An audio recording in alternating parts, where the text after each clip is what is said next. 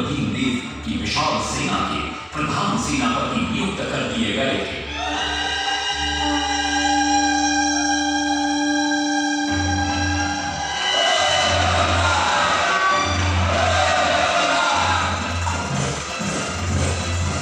सेनापति बनने के बाद नरसिंह देव ने अपने कुशल नेतृत्व से दक्षिण के कई आक्रमणकारी राजाओं को युद्ध में हराया।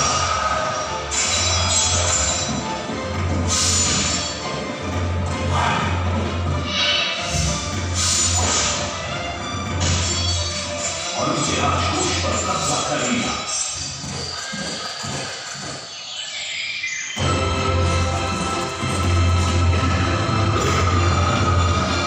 तत्पश्चात उन्होंने विजय भूमिया, जिसे आज हम वारंगल के नाम से जानते हैं। सब वीडियो बनाना है का? कि काकतीय वंश के राजा गणपति को परास्त किया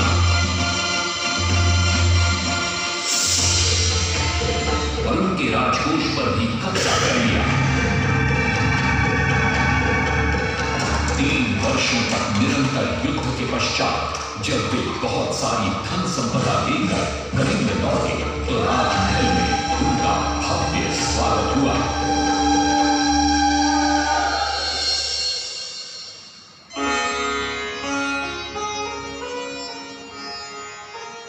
राजमाता कस्तूरी देवी पुत्र नरसिंह देव की वीरता से बहुत प्रसन्न हुई और पुत्र के सामने अपने मन की इच्छा प्रकट की।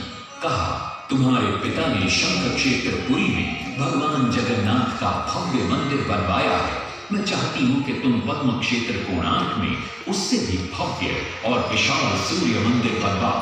किंतु नरसिंह देव माता से प्रतिप्रश्न करते, सूर्य मंदिर ही क्यों, और वो भी कोणार्क में?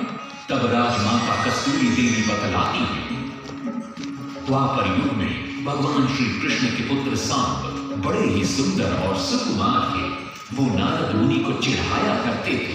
एक दिन नारद मुनि ने सांब को सबक सिखाने की योजना बनाई और उन्होंने सांब की सुंदरता की प्रशंसा कर उन्हें गोपियों के साथ जल क्रीड़ा करने को उकसाया। वहीं दूसरी तरफ भगवान श्री कृष्ण को जाकर कह दिया कि सांब अपनी मां समान गोपियों के साथ जल क्रीड़ा कर रहा है। श्री कृष्ण इस बात से बहुत क्रोधित हो जाते हैं और वे सांब को श्राप दे देते हैं, जिस सुंदरता का तुम्हें अभिमान है वो तत्क्षण नष्ट हो जा। सांब को कोढ़ हो जाता है। जब सांब राजमहल लौटते हैं और मां जामदेवी को ये पता चलता है कि पिता श्री कृष्ण के श्राप की वजह से सांब की ये अवस्था हुई, तो सारी रानियां क्रोधित हो जाती हैं। नारद जी को बुलाया जाता है। वे रोग मुक्ति का उपाय बतलाते हैं। वे कहते हैं, सूर्य की पहली किरण उग्र देश के एक कोण पर पड़ती है जिसका नाम कोणार्क है। सांब को वहीं जाकर सूर्य की आराधना करनी होगी।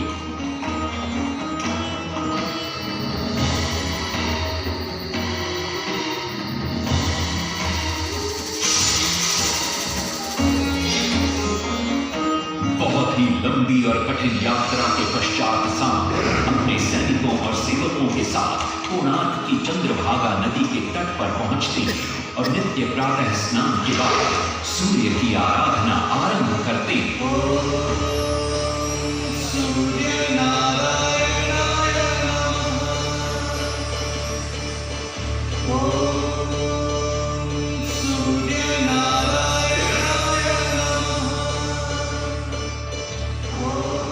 अन्न जल त्याग कर 12 साल की कठिन तपस्या के बाद सूर्य देव प्रसन्न होकर प्रकट होते और सांब को रोग मुक्त होने का वरदान देते।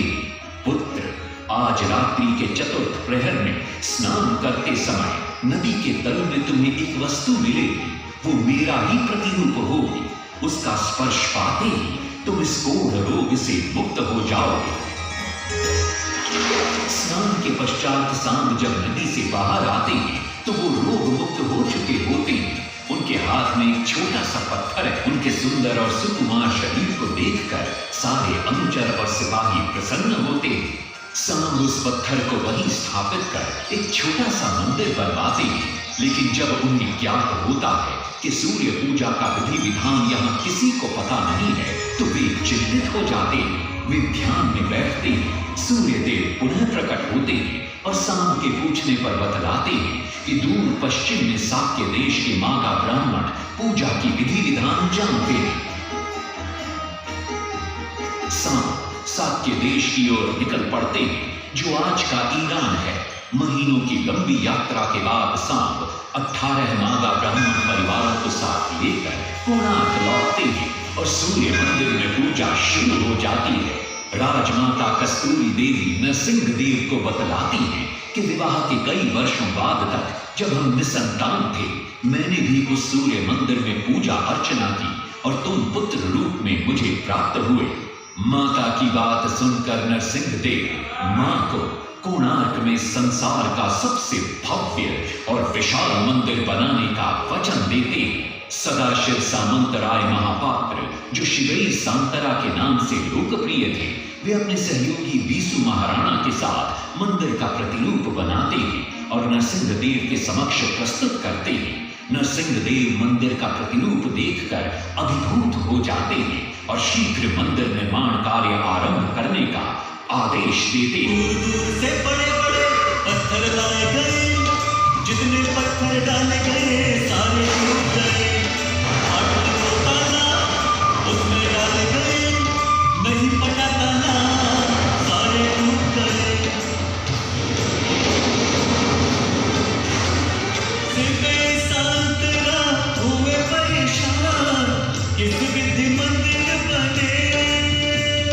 सिर्फ सांतरा हुए परेशान, किस विधि मंदिर बने। एक दिन वे चिंतामग्न कोणार्क लौट रहे थे, तभी उन्हें प्यास महसूस हुई। उन्हें पास ही में एक कुटिया दिखाई पड़ती है, जहां एक बूढ़ी औरत से उनकी भेंट होती है। शिवई सांतरा पानी मांगते हैं। बूढ़ी औरत पानी के साथ गरम गरम भोजन भी लेकर आती है। वे थाली के बीच में हाथ डालते हैं, जिससे उनका हाथ जल जाता है। तब वो बूढ़ी औरत मुस्कुराकर कहती है, तुम तो शिवई सांतरा की तरह बीच से भोजन उठाकर खा रहे हो। ये सुनकर शिवई सांतरा को अपनी भूल का एहसास होता है। माता रामचंडी ने उपाय सुझाया, समझे शिवई सांतरा।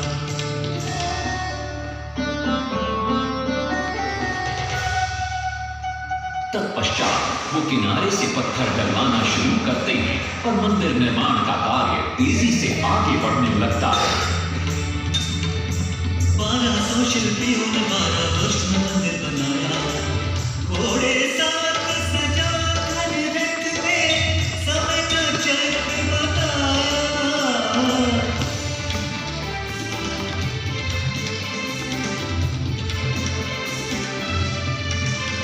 दूसरी तरफ कलिंग के उत्तर के राज्यों के नवाबों के बार बार राज्य पर आक्रमण हो रहे थे। इन आक्रमणों से क्रोधित होकर नरसिंह देव अपनी विशाल सेना को लेकर युद्ध के लिए निकल पड़े।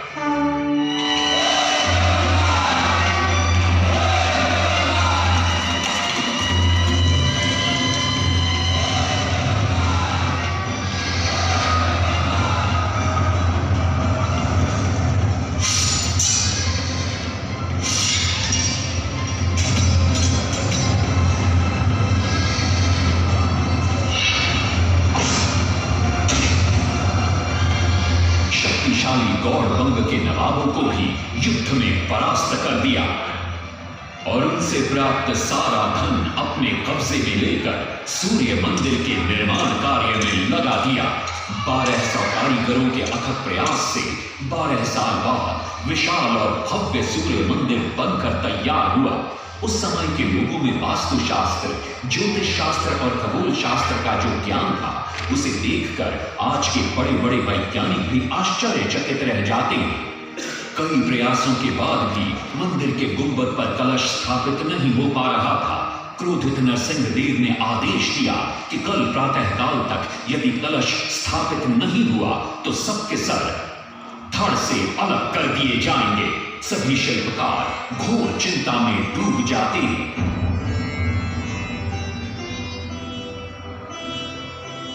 दूसरी तरफ मुख्य शिल्पकार बीसू महाराणा का 12 साल का बेटा धर्मपद सूर्य मंदिर के प्रतिरूप पर कलश बिठाकर प्रसन्न होता है और मां के सामने अपने पिता से मिलने की इच्छा व्यक्त करता है। माँ अपने बागीचे के बेर पोटली में बांध कर देती है और कहती है, अपने कुत्ते बलिया को साथ लेकर कोणार्क जा। बलिया अपने मालिक को पहचान लेता है और बीसू महाराणा से लिपट जाता है। धर्मपद अपने पिता को प्रणाम करता है और अपना परिचय देता है। सबको चिंता में देखकर वो अपने पिता से इसका कारण पूछता है। कारण जानकर धर्मपद कहता है, अगर आप आज्ञा दें तो मैं मंदिर के गुंबद पर कलश स्थापित कर सकता हूं। शिवे सांतरा धर्मपद को अनुमति दे देती है। धर्मपद गुंबद पर चढ़ जाता है और कुछ ही समय के प्रयत्न के पश्चात वो कलश को स्थापित करने में सफल हो जाता है। गुंबद पर कलश स्थापित होते ही नीचे गर्भगृह में चारों दिशाओं में लगे चुंबकों के आकर्षण से सूर्य महाप्रभु की मूर्ति शून्य में स्थापित हो जाती है। सब धर्मपद को कंधे पर बिठाकर खुशी से नृत्य करने लगते हैं। तभी कुछ कारीगर इसका विरोध करते हुए कहते हैं, अगर सुबह राजा को यह पता लग गया कि इस बच्चे ने कलश को स्थापित किया है तो किसी का बचना संभव नहीं है, इसलिए धर्मपद को मरना होगा। इस बात से शिवे सांतरा बड़े क्रोधित हो जाते हैं। भीषण वाद विवाद छिड़ जाता है। ये सब देखकर धर्मपद गहरी चिंता में पड़ जाता है और वो सोचता है कि यदि मेरे जीवित रहने से इन सब का सर काट दिया जाएगा तो इससे अच्छा है कि मैं आत्म बलिदान कर दूं ताकि सबके प्राण बच जाएं। और उसी पल धर्मपद नवनिर्मित सूर्य मंदिर के शिखर पर चढ़ जाता है।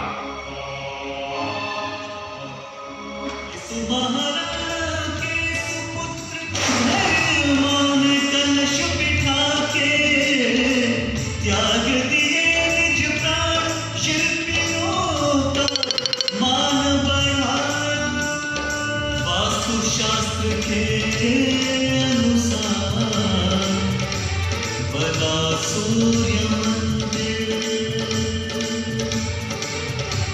सूर्य उत्तरायण हो या दक्षिणायण हो, सूर्य उदय के आज भी पहले किरण पड़ती प्रभु के ऊपर।